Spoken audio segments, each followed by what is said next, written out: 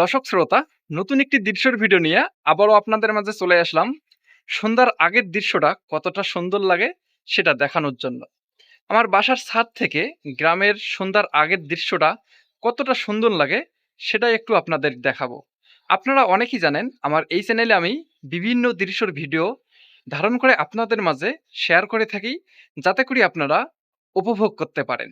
তো চলুন আমার পিছন ক্যামেরা দিয়ে একটু ছাদ থেকে গ্রামের দৃশ্যটা কতটা সুন্দর লাগে সেটা একটু দেখাই।